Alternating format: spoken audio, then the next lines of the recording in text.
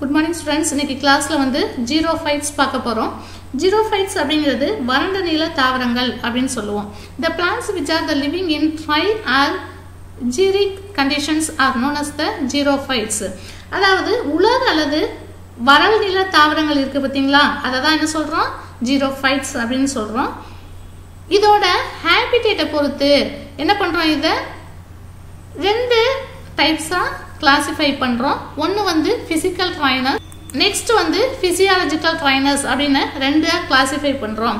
இப்போ physical trainersல பாத்தீங்க அப்படினா in this habitat soil has a little amount of water due to the inability of the soil to hold water because of the low rainfall.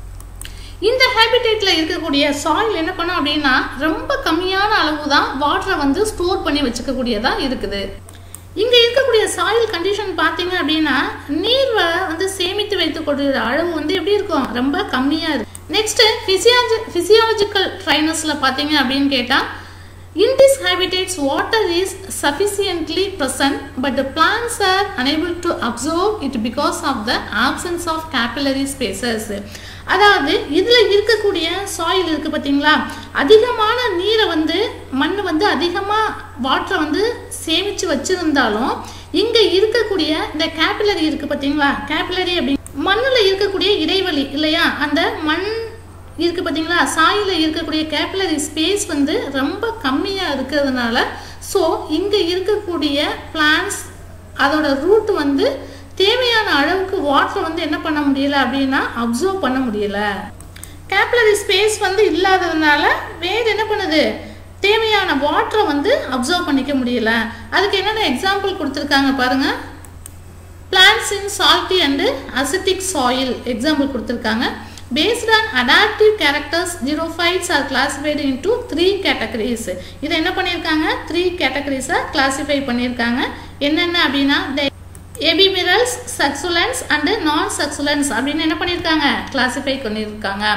இப்போ epimerals அப்படிங்கிறது என்ன? குறுகிய காலம், குறுகியது ரொம்ப கம்மியான நாட்கள் தான் என்ன பண்ணும் அப்படின்னா இங்க இருக்கக்கூடிய பிளான்ட்ஸ் வந்து வளரும். அதுதான் குறுகிய காலம் வாழும் ஒரு பருவ தாவரங்கள் அப்படின்னு பேர் இருக்கு. These are also called the drought escapers or drought evaders அப்படின்னு சொல்லுவோம். இந்த பிளான்ட்ஸ் எல்லாம் வறட்சி நிலையை தவிர்க்கும் அல்லது சமாளிக்கும் அந்த மாதிரி தாவரங்கள் தான் இங்க வளரக்கூடிய தாவரங்களா இருக்குது. இதோட லைஃப் சைக்கிள் பாத்தீங்க அப்படின்னா வெரி ஷார்ட் பீரியட் தான், சிங்கிள் சீசன் தான் இருக்கும். அதான் ஒரு பருவ தாவரம் அப்படின்னு சொல்லுவோம். These not true xerophytes. இது வந்து உண்மையான வறண்ட நில தாவரங்கள் கிடையாது. எக்ஸாம்பிள் என்னென்ன கொடுத்திருக்காங்க? எக்ஸாம்பிள் பார்த்தோம் அப்படின்னா அஜிமோட், மொல்லுகோஸ், ட்ரிபுலோஸ் அண்ட் ட்ரிபுலஸ் அண்ட் ட்ரெஃப்ரோசியா இதெல்லாம் வந்து ஜீரோஃபைட்ஸ்ல இருக்கக்கூடிய எபிமிரல்ஸ்க்கு எக்ஸாம்பிள். நெக்ஸ்ட் பாருங்க சக்சுலண்ட். These are called the drought enduring plants. அதாவது இது என்ன சொல்றோம்? சதைப்பற்றுடைய அல்லது நீரை சேமித்து வைக்கக்கூடிய பிளான்ட்ஸை தான் என்ன சொல்றோம் அப்படின்னு கேட்டாக்க சக்சுலண்ட் அப்படின்னு சொல்றோம். இங்க இருக்கக்கூடிய பிளான்ட்ஸ் என்ன பண்ணும் அப்படின்னா வறட்சியின் போது அதன் உடல பகுதிகளில் அதாவது என்னவாகும் அப்படின்னு கேட்டா அதோட ஸ்டெம்மு இல்லை அப்படின்னா லீஃபு இந்த மாதிரி ரீஜன்ல என்ன பண்ணிக்கிடும் அப்படின்னு கேட்டா வாட்டரை வந்து சேமித்து வச்சுக்கிடும். These plants develop certain adaptive characters to resist extreme drought condition. ரொம்ப வறட்சியா இருக்கும்போது என்ன பண்ணும் அப்படின்னு கேட்டா எங்க வந்து வாட்டரை அதை ஸ்டோர் பண்ணி வச்சுக்கிறோம் அங்கேருந்து என்ன பண்ணிக்கிடும் கொஞ்சம் கொஞ்சமா வாட்டரை வந்து அப்சர்வ் பண்ணிக்கிட்டு எந்த ஒரு வறட்சியும் எதிர்த்து போராடக்கூடிய தகவமைப்புகளை பெற்றிருக்கும். அதுக்கு எக்ஸாம்பிள் என்னென்ன கொடுத்துருக்காங்க அப்படின்னு கேட்டா ஒப்பன்ஷியா, ஆலோ, ஃபெயோஃபைலம் அண்ட் பிகோனியா. நெக்ஸ்ட் வந்து நான் சக்சுலண்ட் அப்படிங்கிறது சதைப்பற்றற்ற அல்லது நீரை சேமிக்க இயலா தாவரங்கள் அப்படின்னு சொல்லுவோம். இது என்ன பண்ணும்? These are called the drought resistant plant. இதுதான் ட்ரூ ஜீரோஃபைட்ஸ். அதாவது என்ன பண்ணும்? வறட்சியை வந்து எதிர்கொண்டு தாங்கிக் கொள்ளக்கூடிய பிளான்ட்ஸ், உண்மையான வறண்ட நில தாவரங்கள் அப்படின்னு சொல்லுவோம். அததான் ட்ரூ ஜீரோஃபைட்ஸ் அப்படின்னு சொல்றது. இது ட்ரஃப்ட்ங்கிறது வறட்சி, அதாவது வறட்சி அப்படின்னு சொல்லுவோம். எவ்வளவு வறட்சி இருந்தாலும் அதாவது வாட்டர் கண்டென்ட் ரொம்ப கம்மியா இருந்தா கூட அதை எதிர்த்து என்ன பண்ணும் அப்படின்னா வாழக்கூடிய திறன்களை பெற்றிருக்கும், அதற்குரிய தகவமைப்புகளையும் இது பெற்றிருக்கும். அதுக்கு என்னென்ன எக்ஸாம்பிள் கொடுத்துருக்காங்க பாருங்க. கேஷுரைனா, நீரியம், அடுத்தது வந்து ஜிஜிபஸ் மற்றும் அக்கேஷியா இதெல்லாம் இதுக்கு எக்ஸாம்பிள். சக்ஸ்லண்ட் ஜீரோஃபைட்ஸ்க்கு வந்து ஆலை நான் சக்ஸ்லண்ட் பெரினியலுக்கு வந்து என்ன கொடுத்துருக்காங்க அப்படின்னா ஜிஜிபஸ் வந்து இதுக்கெல்லாம் எக்ஸாம்பிள் கொடுத்துருக்காங்க. அடுத்தது பாருங்க மார்பாலஜிக்கல் அடாப்டேஷன் இன் ரூட். இதோட ரூட் எப்படி இருக்கும் அப்படின்னு கேட்டால் well developed and is greater than that of shoot system. இதோட ரூட் வந்து நல்லா டெவலப் ஆகிருக்கும். இதோட ஸ்டெம்மை காட்டிலும் ரூட் எப்படி இருக்கும் அப்படின்னு கேட்டால் நல்லா டெவலப் ஆகிருக்கும். Root hair and root caps are also well developed. Root ஹேரும் சரி ரூட் கேப்பும் சரி எப்படி இருக்கும் ரூட்ல வந்து நல்லா டெவலப் ஆகிருக்கும். Xerophytic plants with the leaves and stems are covered with hairs are called trichophyllous plants. இந்த ஜீரோஃபைட்டிக் பிளான்ஸோட லீவ்ஸ் ஸ்டெம்மு இதெல்லாம் பார்த்தீங்க அப்படின்னு கேட்டால் இதில் ரூட் அதாவது ஹேர் வந்து அதிகமாக ப்ரெசென்ட் ஆகிருக்கும்.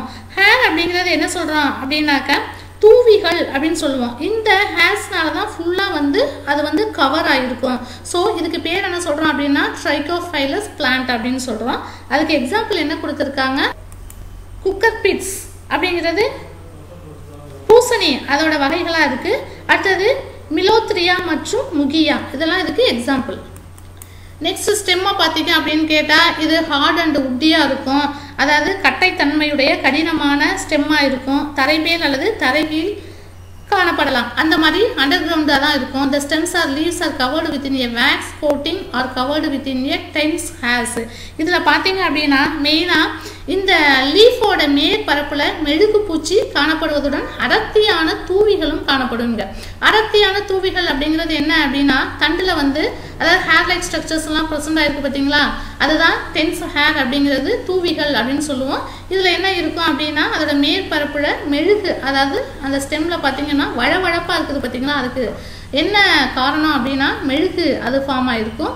In some xerophytes, all the internode in the stems are modified into the fleshy leaf structure called phylloclades. இதோட இன்டர்னோட ரீஜன் இருக்கு பார்த்தீங்களா, கணிப்பிடை பகுதிகள், அதோட கணிப்பிடை பகுதிகள் இருக்கு பார்த்தீங்களா, அதில் சதைப்பற்றுள்ள இலை வடிவ அமைப்பாக இருக்கும். இதுக்கு பேர் தான் என்ன சொல்கிறோம் அப்படின்னா ஃபில்லோக்ளாட் அப்படின்னு சொல்கிறோம். ஃபில்லோக்ளாட் அப்படிங்கிறது இலை தொழில் தண்டு அப்படின்னு சொல்லுவோம். அதுக்கு எக்ஸாம்பிள் என்ன கொடுத்துருக்காங்க ஒப்பன்சியா கொடுத்துருக்காங்க. சில பிளான்ஸில் பார்த்தீங்கன்னா இன்டர்னோடு வந்து மாடிஃபிகேஷன் ஆகிருக்கும். எப்படி மாடிஃபிகேஷன் ஆகிருக்கும் ஃப்ளஷி க்ரீன் ஸ்ட்ரக்சர் அந்த மாதிரி சதைப்பற்றுள்ள ஒரு க்ரீன் ஸ்ட்ரக்சராக மாறி இருக்குது. அதுக்கு பேர் என்ன சொல்கிறோம் அப்படின்னா கிளாடோட் அப்படின்னு சொல்கிறோம். அதுக்கு எக்ஸாம்பிள் என்ன கொடுத்துருக்காங்க அப்படின்னா அஸ்பராகஸ் கொடுத்துருக்காங்க. சில பிளான்ட்ஸில் என்ன ஆகும் பெட்டியோல்ஸ் வந்து மாடிஃபிகேஷன் ஆகிருக்கு, ஃப்ளஷி லீஃப் லைக் ஸ்ட்ரக்சராக மாறி இருக்கு.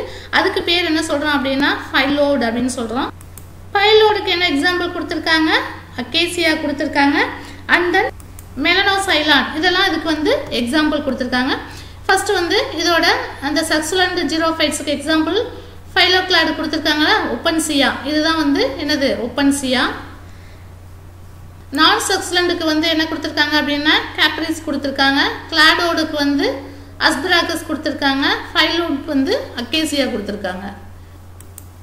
இந்த 4 பிளான்ட்ஸுமே என்ன அப்படின்னு கேட்டால் ஜீரோஃபைட்ஸ் பிளான்ட்ஸ்க்கு எக்ஸாம்பிள் கொடுத்துருக்காங்க.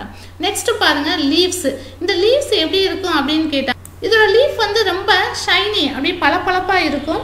சன்லைட் வந்து என்ன பண்ணும் அப்படின்னா ரிஃப்ளெக்ட் ஆகிற மாதிரி தான் இதோட லீஃப் வந்து ப்ரெசென்ட் ஆகிருக்கும். யூஃபோர்பியா, அக்கேஷியா, ஜிஜிபஸ், கெஃபாரிஸ் போன்ற பிளான்ட்ஸில் என்ன பண்ணும் அப்படின்னு கேட்டாக்க இதில் இருக்கக்கூடிய ஸ்டெபியூல்ஸ் இருக்குது பார்த்தீங்களா, இது மாடிஃபிகேஷன் ஆகி என்னவாகும் அப்படின்னா ஸ்பின்ஸாக மாறி இருக்கு, முட்களாக வந்து மாறி இருக்கு. இலையடி செதில்கள் என்ன பண்ணும் அப்படின்னா முட்களாக மாறி இருக்குது. The entire leaves are modified into spins or reduced to scale. இப்போ ஒப்பன்ஷியாவில் பார்த்தீங்க அப்படின்னு கேட்டால் ஹோல் அதாவது லீவ்ஸும் முட்களாக மாறி இருக்கும். அஸ்பராகஸில் பார்த்தீங்க அப்படின்னு கேட்டால் செதில்களாக என்ன பண்ணும் அப்படின்னு கேட்டால் லீவ்ஸ் வந்து மாடிஃபிகேஷன் ஆகிருக்கு. Okay, thank you students. இதில் ஏதாவது டவுட் இருந்தால் என் நம்பருக்கு கால் பண்ணி கேளுங்க. தேங்க்யூ.